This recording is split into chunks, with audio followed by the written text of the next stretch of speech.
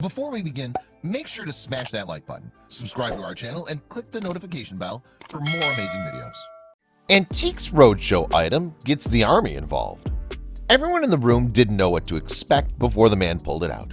But as soon as he did, the appraiser's eyes grew wide. He knew it was something important, but an important would be the fate of an item once everyone found out about it.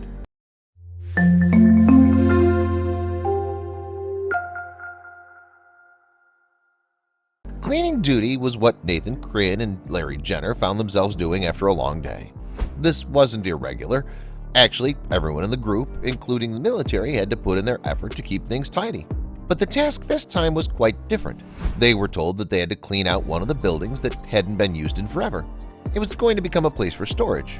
Everything would be taken out of the place first. Nathan started cleaning some boxes hidden under some old cots when he stumbled upon something strange. In one of the boxes was an ornate wooden box that looked impeccable. It was handcrafted and beautiful. They decided to open it up to see what was inside. There wasn't a bottle, but flowers. Maybe it was an old soldier's gift from a spouse that had been forgotten or lost here. The whole thing looked out of place. It looked rather strange for something a soldier would keep on base. Larry was the first one to notice the strangest thing about the whole situation. The flowers were white and had accents of pink and purple. The stems were painted gold, and the vase was also beautiful. The vase was painted to look like it contained water. It looked way too expensive to be an old knickknack that someone just left behind. The soldiers needed to know what this was all about. They decided to look up the keywords that they could find and see what they had found. Then they started to get excited as they searched. They were like children looking for treasure. Then they knew they needed it appraised. It took some negotiation, but the two managed to leave the base and find the one show they'd known for years and was thankfully within driving distance. It was the famous Antiques Roadshow.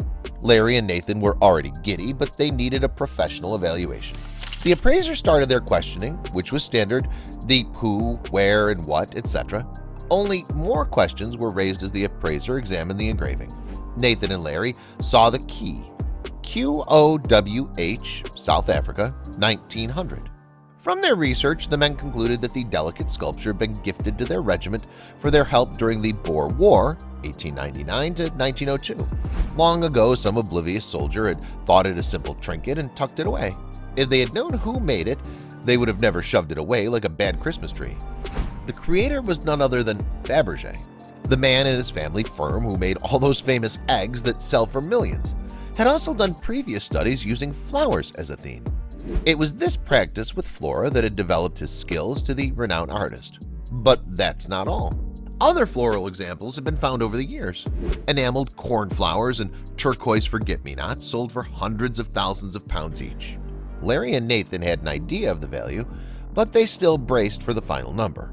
The evaluator looked closely in amazement and admiration. He said, "One of these recently went for 600,000 pounds, but it was far less detailed than the one you have here." The crowd gathered around, staring with gaping jaws and wide eyes.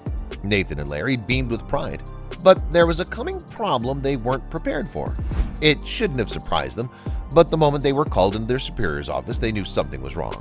The commander did not look happy at all. "You honestly thought no one would find out?" he asked. Larry and Nathan explained that they wanted to make sure they knew what they had on their hands before they brought the find to light.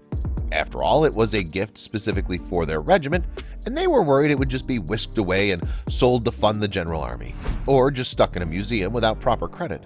It was a tense situation. The two of them were telling the truth. They just hoped the displeased commander would believe them. Just because it was given to your regiment doesn't mean your team gets to keep it. It's property of the military.